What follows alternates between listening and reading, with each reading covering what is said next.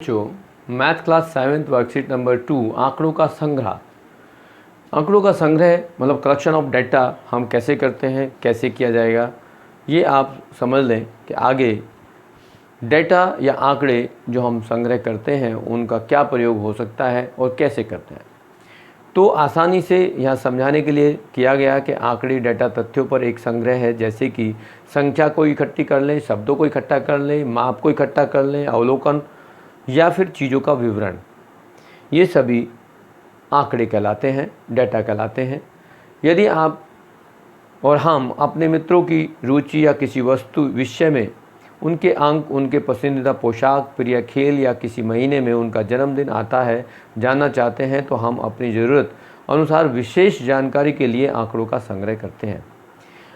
आओ आंकड़े हैं एकत्र करें और यहाँ हम देखेंगे कि हमने कुछ चीज़ें कैसे एकत्र की, कैसे हम यूज करेंगे। आंकड़ों का संग्रह आंकड़ों में आवश्यक विशिष्ट जानकारी को प्राप्त करने के लिए ध्यान में रखते हुए किया जाता है।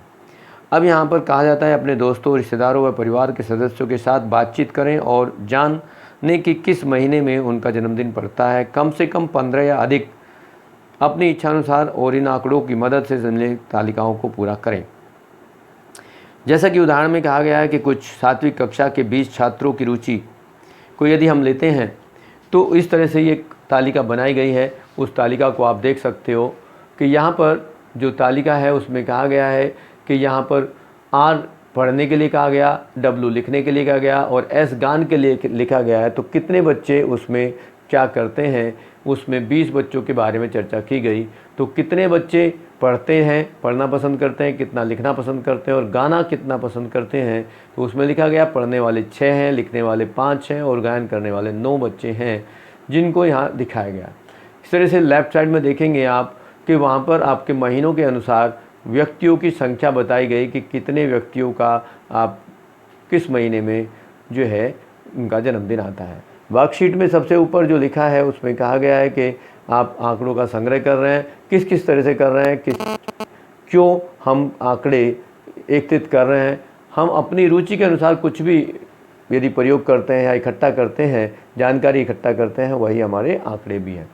इस तरह से एक उदाहरण दिया गया है कि यदि हम किसी बड़ी संख्या में से छोटी संख्या को घटा दें तो उसको परिसर कहते हैं या रेंज कहते हैं। तो यहाँ एक क्वेश्चन आ गया है, क्वेश्चन में पढ़ के सुना देता हूँ। 10 लड़कियों की ऊंचाई को सेंटीमीटर में मापा गया है और परिणाम निम्नलिखित लिखे गए हैं, जिसमें 135, 150, 139, 128, 151, 132, 140, 149, 143, 141 सेंटीमीटर के बच्चों के क्वेश्चन हाइट दी गई है, ऊंचाई दी गई है। तो उसमें पहला क्वेश्चन लिखा है सबसे लंबी लड़की की ऊंचाई कितनी है।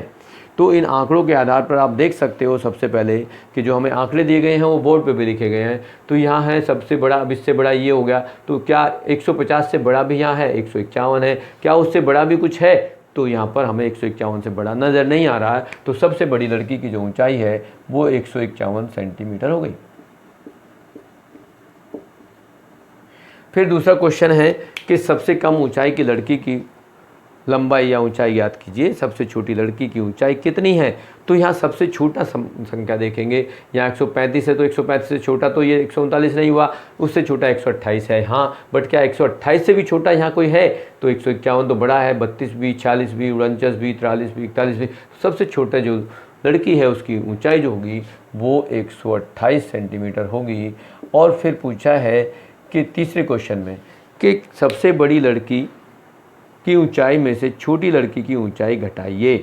तो सबसे बड़ी लड़की की जो लंबाई है वो तो 151 सेंटीमीटर है और सबसे छोटी जो लड़की है उसकी ऊंचाई 28 है। तो उसमें से घटा के जो आंसर आएगा वो हमारे पास क्या होगा? अंतर आएगा। और अंतर कितना है? यदि हम 1 - 8 करेंगे मतलब 11 में से 8 घटाएंगे तो 3 आएगा और यहाँ 4 में से 2 गई तो 2, मतलब 23 सेंटीमीटर का अंतर आएगा। यही अंतर यदि हम देखेंगे तो नीचे आप लिख रहे हैं परिसर, परिसर का मतलब रेंज, रेंज मतलब अधिकतम मान माइनस न्यूनतम मान। इसी तरह से इस फॉर्मूले के अनुसार हम रेंज निकालेंगे, परिसर निकालेंगे, अंतर निकालेंगे और ये हमारा जो 23 है वो एक रेंज आया कि सबसे बड़ी संख्या और सबसे छोटी संख्या का जो अंतर है वो रेंज कहलाता है, परिसर कहलाता है, बड़ी संख्या में से छोटी संख्या को घटाने के बाद।